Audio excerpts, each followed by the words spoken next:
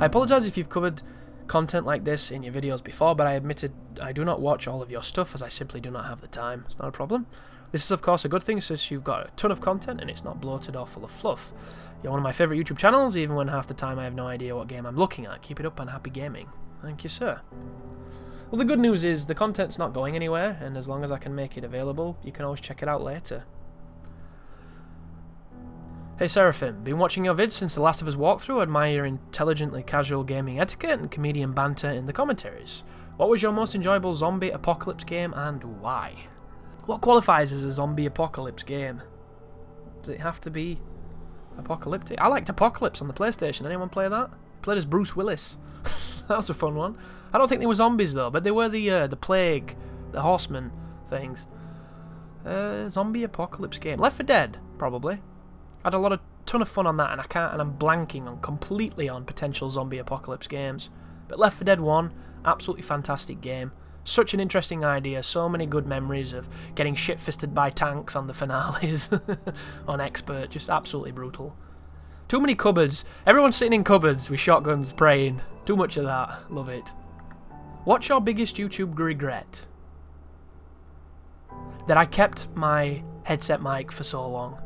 I should never have done that. If I'd have got a good mic earlier on, instead of doing that first like 2 to 3 years, like 2.5 years I think it was, I would be way bigger. Audio quality is everything, and when you go back to those old commentaries, you can get used to it where it sounds okay, but it's almost like learning to translate somebody. It hurt me so much, I didn't even realise. So that would be definitely it. Quality's king, guys. I can't repeat it enough. What made you want to make walkthroughs for games on their hardest difficulty? Because games were getting easier, and achievements were opting to make you play hardest difficulty, so it made sense. I felt like if I did it this way, I would hit all the demographics and I'd have something for everyone to watch. Also, I got to the point where I would play every game on the hardest difficulty, so much so I would begin games blind on the hardest difficulty, so it was easier for me. Who is your favourite filmmaker? Ooh, it's a good question. Spielberg's a great one. I like David Fincher. I like John Woo. A lot. Personal favourite, maybe John McTiernan. Because that dude, look at that guy's fucking repertoire. He's got some beastly films in that. I'm looking at you, Die Hard and Predator again. Ridley Scott's another one I really like, but I hate all the fucking epic bullshit he's doing recently, and I did not like Prometheus. But old, you know, Blade Runner, Alien and what have you, some really top numbers in that. Congrats on the milestone, I honestly think you deserve more. I don't have much in the way of a real question, but what's it like being where you are? And what's next for you, Disney World? Never been to Disney World. What's it like being where you are? Spend a lot of my time in this darkened room, that's a fun thing. It's a very... Think of it as...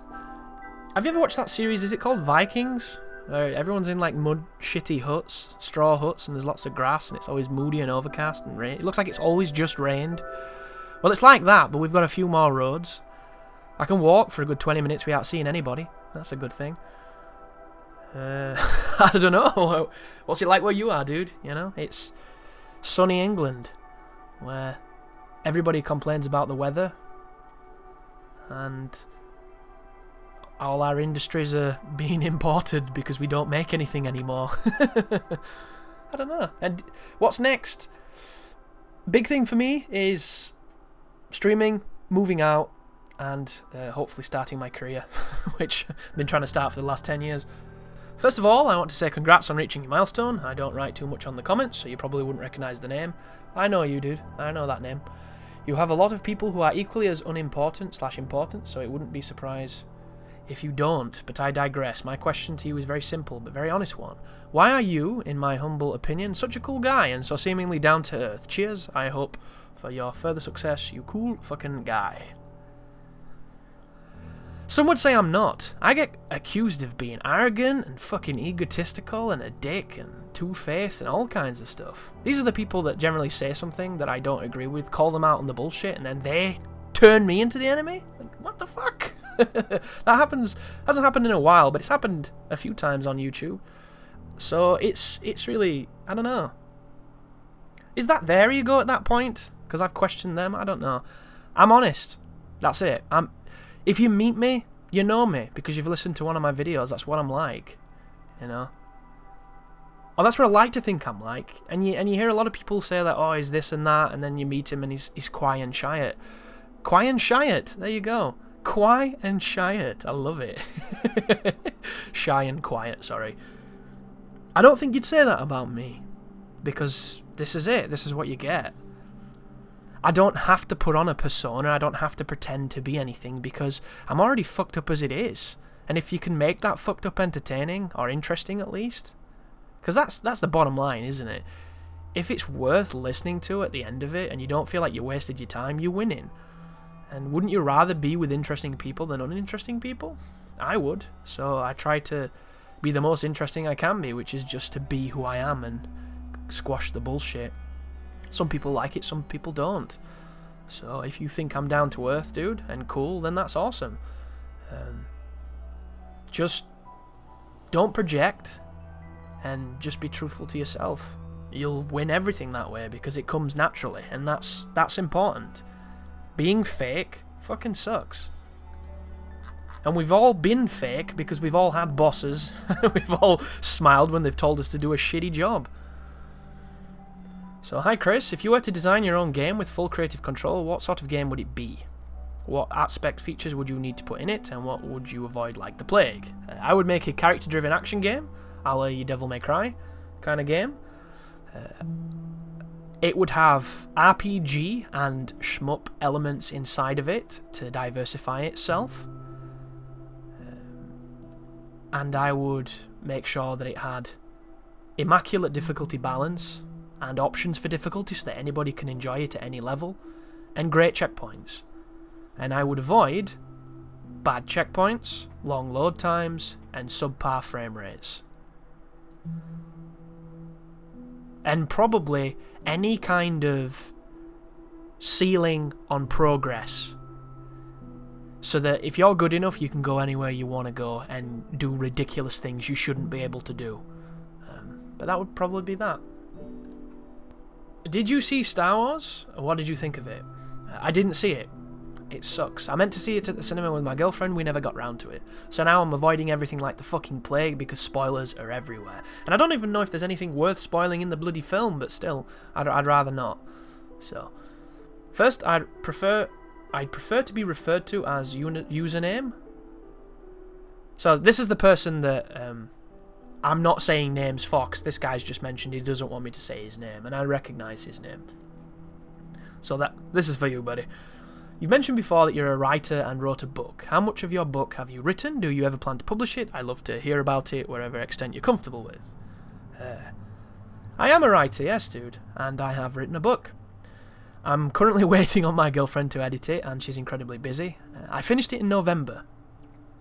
I've been writing it for 10 years, but altogether, it's probably been about 2.5, really, because I had massive gaps. I started it when I was about 17, in college, because I got super inspired by listening to a Machine Head album that was a live album that's titled Hell Alive, and it just triggered my brain in a weird way to think about the concept of hell being a living thing. And it manifested into this story about a character who has this altercation on this rain-swept road one, mysterious night, and wakes up somewhere completely different in a place that just is beyond reality, beyond comprehension. And it's his struggle and his toil to find his way home. And it was inspired by a shitty piece of poetry that I wrote. And I must have done about 30 pages, something like that, and then I put it down and kind of never went back. And then a couple of years later, I went back to it and added a little bit to it, and then I left it for a long time. And what happened was I finished uni. I couldn't find a job in what I wanted to do. YouTube had still not, had that golden ticket moment where everything fucking lined up and I'm in the games industry and I'm being successful. So I decided to to try and make myself feel better, because at the time I was on the dole, which I don't know if that's a universal term, but it's where the government gives you money for not having a job, as long as you're trying to find a job. So I was going to that building, and that building, guys, like, it's like the fucking waiting room in Beetlejuice. It truly is. You know, in hell, that's what it is. Every time you go in it, you feel your soul just being sucked out of you. You feel just like absolute shit and utterly fucking worthless. And it got to the point where I couldn't face it anymore. I would rather not get that money from those people who didn't care about me. All they wanted to do was put me in a fucking field next to rested cows so I could chew down on grass and get eventually killed. Like, that's all they wanted, and I saw through it from day one, because they're not there to help. They're not. They're there to tick a fucking box to say they've done the job, get their meal ticket and fuck off. It's a horrible place. So I decided not to go, but I felt guilty that I wasn't going. So to get over that guilt, I wanted to do something on the side to kind of, you know, give me that self-affirmation that I am doing something. I'm not just sitting on arse and being one of those people that everybody hates. Even though I was looking for a job and I was still doing YouTube pretty heavy. So I decided to finish that book. I was like, I'm going to fucking finish that book. I'm going to write every day and I'm going to finish it. And I did. And I finished it in November of last year. And in my mind, we were going to edit it in a month, and I was going to get it sent off to every publisher I can to try and get it published. And who knows, I could get a fucking crazy Stephen King-esque book deal. You know, optimistic thoughts. But it's not how it went at all. Because I've got my girlfriend to edit it for me, because she's absolutely amazing when it comes to, you know, functions of the English language. I'm the creative guy, she's the, you know, the mechanics lady. And my girlfriend is incredibly busy all the fucking time. All the time. She's like a socialite, she's all super ambitious and doing crazy stuff. She's a doer all the time. So it's not really gone the way I would have liked it to, which does suck. But I do have massive aspirations to get this into somebody's hands who can tell me if it's a piece of shit or if it's, you know, if there's money in it, which would be amazing, because I've already got a treatment for what I want to write next. And my rules for this was I'm not putting a single word on paper until this is done with. And I'm getting all these fucking crazy ideas and I can't wait to write it, but I can't because I've said I'm not gonna. But the book is 300 pages. 300 pages long, A4, like size 11 or something daft. I think it's, what was it last time I checked? I think it's like 200,000 words, something like that.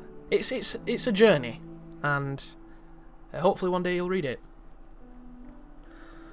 Your curt opinion and honest commentary always makes me chuckle. I love your banter or cruel honesty when necessary on pretty much anything. Do you intentionally exaggerate yourself, or is that just how you are? Well, it's how I am, but there is exaggeration in there. I think if you're going to insult something, make it funny. You know, make it so they know you're insulting it, but at the same time, you're not going to make them kill themselves. Because I just... Hurtful insults suck. But stupid, over-the-top insults are fun for everyone. And that's kind of how I've always been. Like, I could call something shit. But anybody can do that, and it's dull. Or I can call it a piece of white dog shit, and then you've got this different image in your head, and it might remind you of something, and it tweaks it somehow. Like, I would always prefer to be more hyperbolic than anything else, because I think it's just more interesting. But it's always in the goal of jesting and having fun. And, you know, if it's silly, and I think it's silly, somebody else might, and there you go. That's just generally how it is. But I'm like this in person too, so be warned. I've seen some Street Fighter stuff from you, but will you release some Tekken content? Also, what's the hardest game you've ever played? I haven't played Tekken since Tekken 3, dude, so there's no chance you're going to see me playing Tekken because I don't understand it. I'm shit hot at that volleyball game, though, where you play with that little dinosaur. Good old Gon.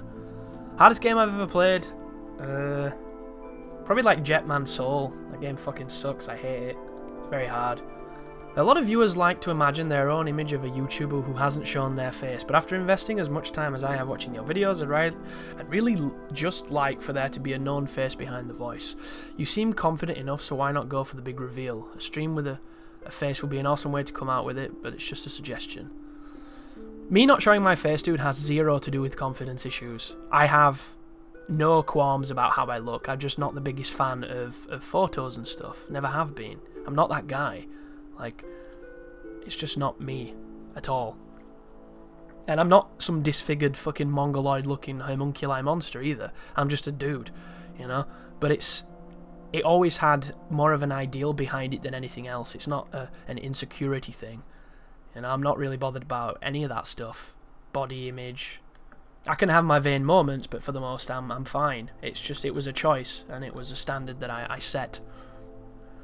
What kind of plans, expectations did you have when you started your YouTube career? As in, did you have a clear plan?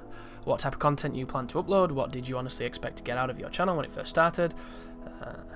Jesus Christ, this guy a teacher? Every fucking thing he puts here is like, as in, this is what I meant, just in case you didn't. Was there ever a moment where the stupidity present on YouTube comments made you regret doing this at all? My plan on YouTube was simple. I was going to use it as a springboard into bigger things. I was hopefully going to get a measure of success, but it was always the same goal. Put out videos I would want to watch, that I think of are high quality, that have a high level of play in them, or at least a competent level of play in them, and insights that are both interesting, valid, and the occasional silliness. It's the same goal I have today. Everybody expects to get more than you get. You know, I had no idea how hard YouTube was. I watched other people doing stuff and I was like, that takes like 30 seconds to do, I can fucking do this better. And in my mind, better wins, but it doesn't. You know, I had the naivety of thinking that quality would rise to the surface, and it often doesn't. And you can call me, you know, a bitter, disenfranchised, whatever. It doesn't really bother me, but it's true. And I thought within a year I'd have more subs than I have right now, and it's been nearly 5 years, so it's a massive reality shock. And I was hoping that I would be able to get this established portfolio and then put it towards some kind of gaming website, some kind of maybe, you know, media journalism, that kind of stuff. Insert gaming site you like, and then get contracted to them and do bigger, better things and move on from there. Never really happened because it's such a competitive industry and there's so much out there. Everybody's doing this, you know, what makes me any more important than anybody else? So it's really, really difficult. And I had a lot of massive expectations, because I always do. When I apply myself to something, I want it all. I want to be the best. But unfortunately, this is not an avenue where that is likely, because, you know, PewDiePie is the best. And I don't understand why, even though I respect and think the guy's fucking beastly for what he's done. Doesn't make sense to me. But was there ever a moment where stupidity made me regret it? 1,000,001 times where a stupid comment has got to me, but it gets to you for about 30 seconds, and that 30 seconds is generally that like backhanded response that you would give if somebody insulted you in person. And then after that 30 seconds you realise that, oh, why the hell did I get so heated in that instant? But then you realise it's just misguided passion, so comments don't really mean anything. Regardless, these are people that don't know you. How can you judge somebody you don't know? It's easy to be like, oh, this guy's a dickhead because he said X I don't like, but because somebody thinks you're a dickhead, is it gonna affect your day in any way? Not really. You know, you're not gonna lose sleep unless you're really insecure, and then, you know, work on that. But the worst points with stupidity on YouTube is when it's something so obvious and you get it a lot, and unfortunately something so obvious to you isn't so obvious to everybody else. So there are moments where it can be rough when you get the same question like 30 times in a row. Like on my Fallout playthrough at the moment in time, I have so many people explaining every facet of how to do the hacking. I already knew it going into that game. I've played Fallout 3 a dozen times. I've played fucking New Vegas a dozen times. I know how to hack, I just choose not to. And because I've not played them in a while, a lot of that knowledge I've had is like calcified. So as I was playing it, I was gradually chipping it away. But all these people taking a lot of time, and it was out of the goodness of their hearts, to explain this mechanic to me that I had absolutely no interest in learning. Because I already knew it, and I already knew I didn't like it, and I already knew I didn't apply it. But there was all these people trying to change the way I've played. And throughout that playthrough, as you're going to find out, there's going to be people mentioning it, and it's just like, guys, this is what I do. I appreciate you don't like it, but this is what I do. And even to this day, I'm getting comments now explaining it. It's like, that's awesome, dude. Thanks for the help. I understand it, but I don't want to do it. And those can be the rougher ones because it's constant, and when you're getting a lot of the same, it can definitely be kind of like, oh my goodness, please, I get it. And then you get to the point where you read it and you just don't reply. A lot of the times that's how it works. You've got to do it that way because you get it a lot. And it's not their fault. It's not like somebody's trying to be, you know, a dick or anything. It's just the way it works. So, huge fan of your shit. Here are 3 things I'm curious about. Are you a fan of Metroid games? Not really. Never played Super Metroid, played a little bit of Metroid Prime, played a little bit of, Metroid Fusion on the Game Boy Advanced. Never really played them, dude. What are some obscure games from your childhood that you really liked that maybe not everyone is familiar with? Ooh, obscure games from my childhood. I liked Bushido Blade, if you've ever heard of that one. That was a good one. I liked Mega Man Legends. That was a fun one. A buddy of mine got me into that. I liked the old Tenchu games. They used to be quite important to me back in the day. Onimusha was a great series that not too many people talk about. I liked Gungrave and Gungrave Overdose. They're a little bit eclectic at the moment. Any kind of JRPG, I was a huge fan of, like Skies of Arcadia, that kind of stuff. And what happened to the contest that your girlfriend was in we voted for? I still think it's hilarious that one of those candidates had a bunch of votes from game nerds shouting for the Empire. She got to be the face of that company for a whole year, and she got a bunch of photo shoots out of it and some nice freebies. So it was pretty cool. They've got a new face now though, so she's been kicked to the curb. I've been a subscriber for a while now. Just wanted to quickly say I thank you for your guides, your videos, your commentary, all the good stuff. Some of the best on YouTube. I've got a selection of questions you may or may not want to answer. Here we go. What is the most difficult guide project you've made? Either physically difficult, or of the game, or life circumstance? Darksiders 2 was a really hard one to make. Because I didn't have the will to make it. Ninja Gaiden 3 was as well for a long time. And then that came through. And that's the hardest one. Like, I can ignore physical strain, I can ignore life strain, I can ignore any kind of pressures, pains, that kind of shit. It's just, it's just impulses, electronic signals, it's nothing. But when I don't want to play something, that's hard. That's really fucking hard. Because for me, passion's everything, and if I can't be passionate about it, I don't want to do it. What are some of your best gaming memories? Anything that really sticks out in your mind? Ocarina of Time. Temple of Time, growing up for the first time. That was a really special moment for me. Like fighting Liquid on top of Metal Gear Rex when I first beat that game. That's a really special moment to me. Like, I've got tons of really, really special moments where it's, gaming really came through and you're like, this is why I love what I love to do. So many though. Like Guitar Hero 2. Like, the first time I played that, that's when I knew that there was something really special there, something that really resonated with me. And we played so much Guitar Hero 2. It was crazy.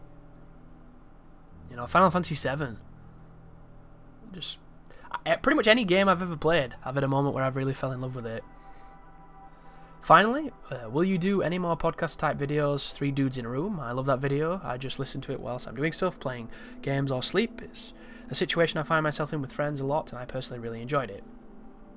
So my podcast is kind of a weird thing, because all the people that were in it used to go to the same university, and when we left uni, really difficult to get us all in the same room, really difficult to get us all in the same fucking online lobby.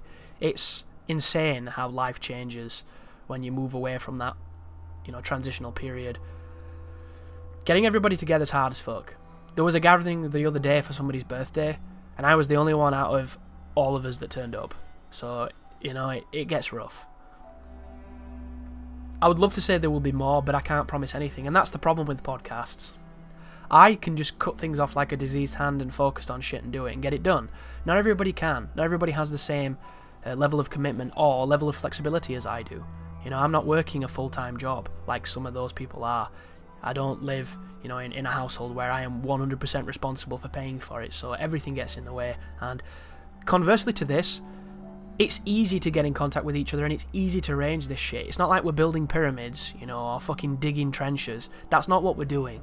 But at the same time, life just gets in the way, guys. So all I can do is apologise from my perspective and wish the rest of the guys the best, and hopefully I'll see them soon. In your opinion, what is the most overrated game of the past decade? Minecraft. Hey Chris, first of all, congratulations on getting 25k. Well, almost 26 now. Honestly, you deserve so much more, but progress is progress nonetheless. I was wondering what your favourite games of all time is and why. The Empire marches onwards. So, another really tricky question for me to answer. I'm not one of those people that just focuses in on one game and loves it the most and is like, this is my fucking game, don't touch it. Because there's too many for me. A more recent one will be Dark Souls. Dark Souls 1 was such a transformational experience for me because it completely opened my eyes to a type of game I'd not really experienced, and I fell really deep for that game, and I'll hold it to this day in incredibly high esteem. Where do you see yourself in 5 years? Also, what colour is your hair? In 5 years, I am hoping to have my own house. I am hoping to be financially stable. I am hoping to be doing something I believe in and or love. And as long as that's solidified, then I don't really care where I am.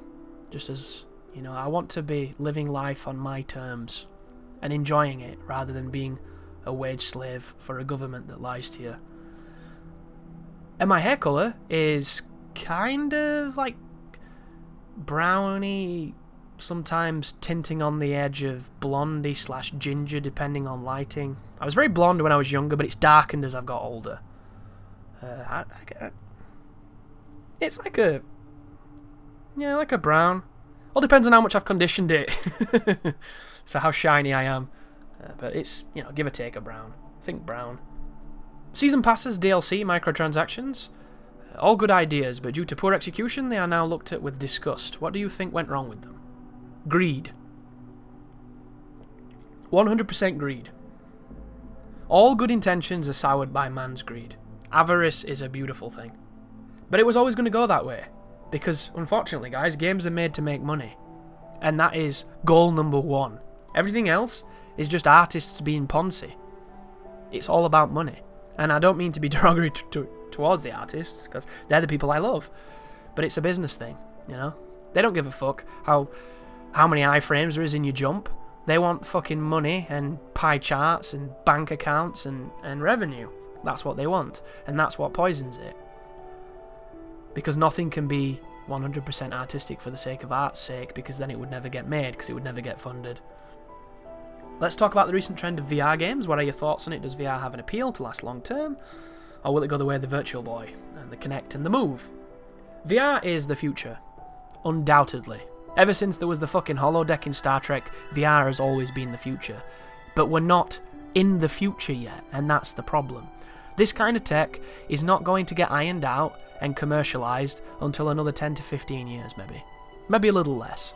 At the moment, it's the first tentative steps. But look at video games. Where were video games 20 years ago? It's night and day now. That is exactly what VR is going to be. VR looks like a fucking joke. VR at this moment looks like two white squares banging around a white ball on a black background. But in a couple of years it ain't going to look like that, and it's going to change the way we play games. But right now is not the time. However, they're making every strive they can to push it forward. And when they do, I think it's going to be amazing. But right now, I have zero interest in it. Because A, I couldn't afford one of those kits even if I wanted to. B, they've all sold out anyway. And C, I don't want one. So there you go. What advice can you give to potential future YouTube content creators looking to stake their claim? Do it because you want to do it. And do it because you believe in what you're making. If you do it for any other reason, pride before the fall kind of thing. Quality is the biggest advice I can give you. If you're recording through the eye of like a dead turtle, you're done. If your microphone is you shouting, through cups connected to strings, going through walls, you're done. It needs the quality to be there. Because the thing is, when you start off small, the hardest thing in the world is getting people to find you and to see what you're doing. The harder thing then, when they do, is getting them to stay. And if they do find it, heaven, all the stars aligned, if you have shit quality, they're not going to stay. They're not going to sub. They're not going to want to watch again. It's too fickle. People expect a standard that they have no idea of the effort that goes into it. And that's the thing. If you want to have the best head start, you've got to try and find a niche that you enjoy, maybe have some kind of gimmick, some kind of formula that's different that nobody does, and then just make sure that your quality is high. As long as it's high, you're fine. Also, you got to be careful what you say too. That's a big thing. being generic and amoebus towards every topic is great. Always being positive, always smiling, never having an opinion is also great. These are great things. If you're a person who is abrasive, who is confrontational, who talks about things like politics and religion, then you're probably going to sink. Because, unfortunately, they want this smiling, puppet, fucking shadow government face on everything, and then you'll do fine. Like, look at any of the things on the front page. When you click it on, everybody's so happy. It's like they've all took fucking MD, and there you go. It's just this conveyor belt fed dream factory fucking nightmare, but it's what's popular. So, bringing it back to what I said at the beginning, do it because you want to do it and because you feel like you've got something to share. Hopefully it will be found. Rome wasn't built in a day. Take your time, believe in it. What's the worst game you've ever played and why? That's also a really, really tough one. A really, really tough one, because it's... how do you answer something like that? There's a lot of really bad games. Brink is one of them. But there's been way worse games. You know, I've played some fucking shit that barely works. But none of it stands out too much, because games have got to a standard now where even the worst games nowadays are still a million times better than some of the trash that was released before them. Like, truly just broken garbage that doesn't work and is weird. One of the worst games I've ever played was Batman for the Commodore 64. Because I never got out the Batcave and it was one fucking screen deep. Ridiculous. Terrible. But it might have been a great game if I could have got past the fucking start. So what did happen to Danny Glover's career? That is a really good question. I think he's doing like political stuff and life stuff, you know. Lethal Weapon's not there anymore to prop him up. I don't know. In all seriousness though, if you could pick any position in the gaming industry, what would it be? Creative director. That way, every single thing that is bad about the game is blamed on me. But every single thing that is great about that game came past me too. So, best place to be. I have a few questions, but I imagine you have lots of emails to fish through. I've got a few. The things you do on YouTube and on the difficulty setting you do them on, you are an inspiration. I first got addicted to your channel when watching Akumu difficulty. It helped me a lot, so thank you for that. After watching other videos, I got inspired to start my own YouTube video. At the start of the year, mainly focus on Let's Plays, montages, currently editing my first horror game with face cam reactions. So my question is, what advice would you give to a fellow YouTuber who is a newbie to the whole thing? Passion. That's always my advice. If you're passionate towards something, it'll show in what you do. And people don't realise it, but they respond to that, because you can't help but respond to somebody who's passionate about something, because it inspires you. Like you said yourself, you've been inspired by someone else's passion. One warning though, in what you're doing there, you have a very deep well of competition if you're going to be doing Let's Plays with face cam reactions of horror games. That is essentially, you know, YouTube gold right there. So just know you're going up against some of the most mainstream, high-end Illumina you could physically do so. You know, that's like going in the ring with Tyson when you've just put a pair of gloves on. So very, very tough waters to swim through those ones will be. But good luck for it, you know. I wish you all the best. If you could fix any one issue with your favourite game, what would it be? Well, I mentioned Dark Souls earlier as an example of a favourite game. A checkpoint system. I would like to be able to remove the sword from the bonfire and stab it somewhere else. I think that would be a fantastic mechanic. I would go as far as to make it that when you're carrying the sword, if you die while carrying it, the bonfire is deleted. There you go, there's your Dark Souls fuck you for playing moment, and I would stab that sword outside every boss fog and have fun with bosses. What is your favourite song from gaming? Jesus, that's another impossible question to answer. So many good ones that I like that have enriched my life at certain points. I really like Beyond the Bounds from the second run, and that's a great song. So I'll go with that one, because it's the first one that popped into my mind. So another question here about the competition for my girlfriend. Already answered it twice at the moment, but she went on to, you know, do some decent things, get some photos done, get some free products, and hopefully expand her portfolio of modelling, which is awesome. Hey Chris, congratulations on reaching 25,000 subs. My question is, what's the most emotional moment you've had experienced in a video game? Were manly tears shed? Yeah, I've cried at video games before. Believe it or not, I don't know even why. I cried when Auron disappeared in Final Fantasy X on my first playthrough, because I really liked his character, and I really liked the narrative of him being dead and full of resentment, but suffering to help Tidus. I thought that were a wonderful thing. So when he kind of accepted it at the end, I found it quite moving, which I thought was cool. I was also a little young, which when you're younger, you don't really get upset by fucking anything, 'cause you're a killer. Recently, anything in games that's upset me? Well, my girlfriend went away to America to do Camp America. I was really fucking emotional during that period, and like it could have been like a tissue advert and it'd have got me all teared up because I was so fucking emotionally broken. It was hilarious. I'm trying to think if there was anything at that moment that took advantage of me. I don't think anything did. Recently, a moment that choked me up a little bit, I didn't cry, but I definitely felt emotional, was the Metal Gear Solid 5 moment where you have to kill all your own soldiers. I thought that was emotionally fucking brutal. Like, I didn't realise how much I'd invested in my faceless mother base until I was asked to shoot people saluting me. That really got to me, that was one of those moments where I really felt the weight of that action. And I never feel that in games, because I'm normally just quite jovial and stupid, but at that point, it really got me, which was great. I thought that was wonderful. Looking through your playlists on your channel, I can't seem to find Metal Gear Solid 4 playthrough. How come you didn't cover this? Also, would you ever be interested in making a walkthrough for it? I know I would love to see it. Metal Gear Solid 4 is one of my least favourite Metal Gears. It's still a great game, I just don't like it as much as I like the others. It's one of the main reasons I didn't cover it. Additionally, there was no real need to cover it, because there's a ton of it on the channels that you can find. So many great videos for this game. I am probably going to go back to it and do like a big boss rank, or whatever the big rank game on this one is, because it's actually the easiest to get the best rank on. I have no idea when I'll do it, but it will not be a playthrough, it will be a ranked run walkthrough. And I'll have a lot of fun with it, it's just I don't know when that will be. Hey Sorryfim, great fan. I've been around since Dark Souls PvP, a little before maybe, congratulations. Will you ever make Let's Plays? I know your channel's focused on doing walkthroughs, doing some playthroughs every once in a while, but you could do some Let's Plays of fun casual games while having some chatting about different topics or the game itself. I know you do that in some walkthroughs, but game walkthroughs may not be seen by some people because interests.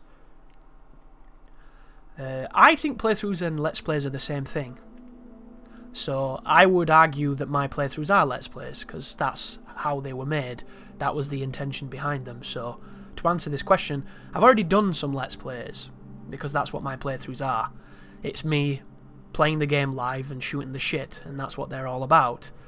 I will never focus on Let's Plays because it's too much of a minefield, because I am not a big enough channel to be protected. Let's Plays have cutscenes, cutscenes get content IDs, content IDs can lead to copyright flags, flags can lead to ending channels. I had an entire guide removed off of YouTube, and there's absolutely nothing I can do to argue the merits of that walkthrough, because it wasn't done by humans, it was done by robots. So they thought that for whatever reason there was something wrong with that, nobody checked it, and they took a full walkthrough from me. I have now lost it forever. Nothing I can do. DSP up the arse. And I have no say in it. So if they can do that so fickly over something so irrelevant, just imagine what they can do when they have grounds to do it. So all that hard work gone, because there's not that human touch, because there can't be that human touch due to the sheer number of things getting added. So I will never be a Let's Play channel. I might have a side channel that's for that, who knows, but when I start streaming there will probably be a lot more of that way. I love tigers and tigers love me. I was wondering if having sexual intercourse with tigers is bad, because when me and my tiger make rigorous love to one another, I can hear it screaming in joy, and it licks me all over, sometimes in my nipple area.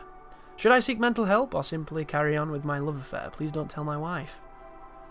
I suppose there's holes, and men like holes. There you go. Tigers need love too. Tigers are people too. Just make sure you get consent, and I think consent is the fact it didn't eat you. So, hi Chris, I have often wondered when you're preparing a new released game walkthrough, you often tell us that you want to get them out as soon as possible. Can you talk us through the process of how you prepare a guide walkthrough for a just released game? Do you have to rush through the game? Are you able to enjoy it? Do you ever abandon walkthroughs for any reason?